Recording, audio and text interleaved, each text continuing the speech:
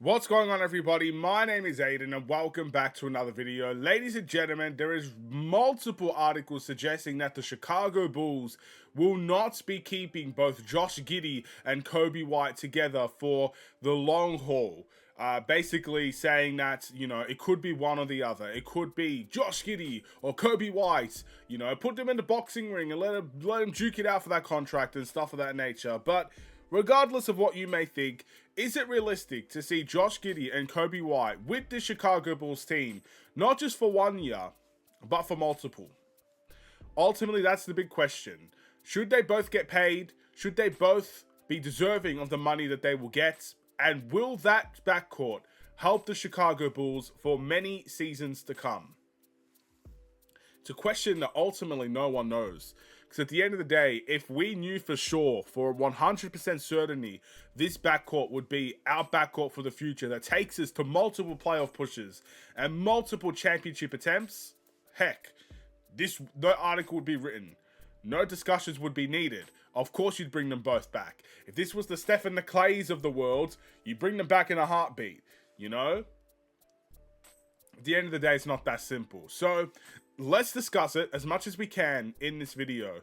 Before we get any further, if you like the video and you want to see more from me, drop a like, drop a follow, and or subscribe if you are new. And let me know in the comments below your thoughts about whether or not you believe Coby White and Josh Giddey will be in it for the long haul. 3, 4, 5 seasons together as the Chicago Bulls backcourt.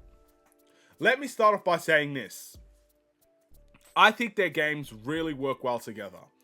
Josh Giddey being the kind of mastermind guy that can get anybody open, can be the playmaker that we need, and can be a triple-double threat on any given night is always a great addition to have, especially at the 6'8" height. I like a taller point guard. Ultimately, he still needs to improve on his defensive work, but nonetheless, very capable guy that you can trust and rely on in that guard position. Then, of course, you got Coby White, who's played in so many roles for the Chicago Bulls. He has become really well-rounded. He could be the playmaker if you need him to be. He could be the three-point shooter, spot-up guy if you need him to be. He could be that Zach LaVine type of player and get to the line and get to the mid-range and shoot those shots and be a lethal scorer if you need him to be. Whatever role you need Coby White to play, he can do it. And what I like about Coby White is that sometimes he makes an impact beyond the scoring. And this is what I expect to see more from him in the future. When there are certain nights his game is not working and he's not scoring at the level we need him to, he gets his playmaking game going. We need to see more of it, but it's a part of his game that's growing every single time we see him play. And it's a beautiful sight, especially when you get those big playmaking nights from Coby White. A lot of it is because sometimes his scoring is not where we need it to be. So, they work well together. And I think that's why you saw the Bulls win as many games as they did. It's because that backcourt carried it. Coby White's month of March is unbelievable. He won the Player of the Month award. But Josh Giddey was right next to him, doing some incredible things, deserving of a lot of accolades as well for what he was able to produce towards the second half of the season.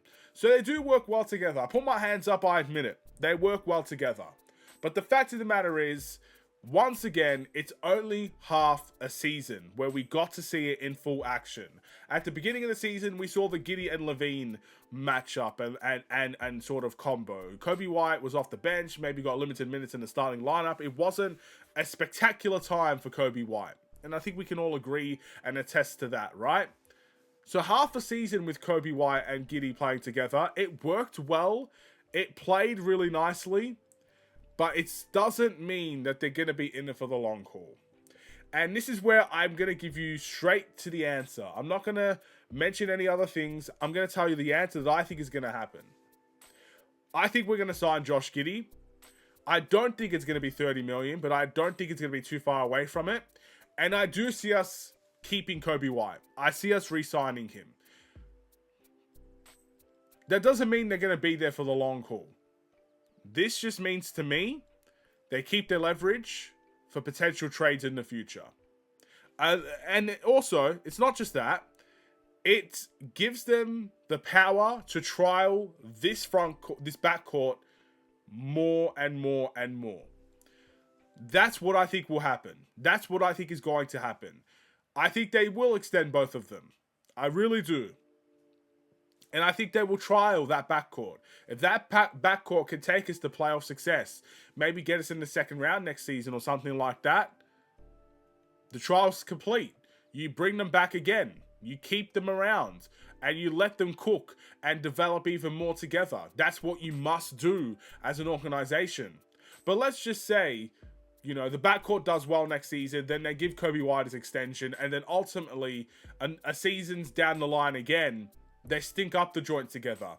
They don't work well together. Or they work well together, but they're just not good enough in order to get you wins. You have the option to trade one or the other. The important thing is to not overpay those players. Do not overpay Josh Giddey. Do not give him over 30 million. Don't even give him 30. If we're the only team in the race in restricted free agency, do not give him an overpriced contract. If Coby White is willing to take another team-friendly deal, you jump at the chance and you do it. If he's asking for 30 million, 35 million, well then you best try your absolute best to find the best trade possible. Or if you're choosing him over Josh Giddey, you need to find a way to trade Josh Giddey. Don't overpay them, because that's when the leverage goes away. The leverage is gone if you overpay those players and they do not deliver for you. It's the exact same dilemma we had with DeMar DeRozan, who was making $28 million per season. It's the exact same dilemma we had with Zach LaVine, who was on a max contract. It was the exact same dilemma we had with Nikola Vucevic when he was on $22 million a season. No players, no teams wanted to come near those players for trades. And if they did, it was for the most rubbish trades you could ever think of. So for a Bulls team, I could see them trialing it. I could see them re-signing both and having a go. But if it stinks up the joint and the trial is not what we want it to be, then I see one of those players leaving via trade. Whoever it may be, whichever one goes, and whatever we get in return will remain to be seen. But that's where I think this is heading. I see this as a trial and nothing more. We'll see if it works. But ultimately, that's my answer. So, first things first, forget about Coby White's extension for now. He's still got a year on his deal, and we have all of next season to figure out an extension if we want to keep him around. We need to figure out this Josh Giddey contract. That has to be the primary goal. We're also forgetting about Io. I will make a video about Io, because he's the forgotten man in all of this, and ultimately, he has to get paid too. And money's not it's not easy to come by in the NBA, especially if you're keeping all these players around for multiple seasons together. So, yeah, that's an interesting concept in of its own right. We'll have to wait and see what ends up happening, ladies and gentlemen. But that's my final answer. Do you agree? Do you disagree? Thank you for watching. I'll see you in the next one. Stay safe, stay healthy, and stay tuned for more. Take care, and peace.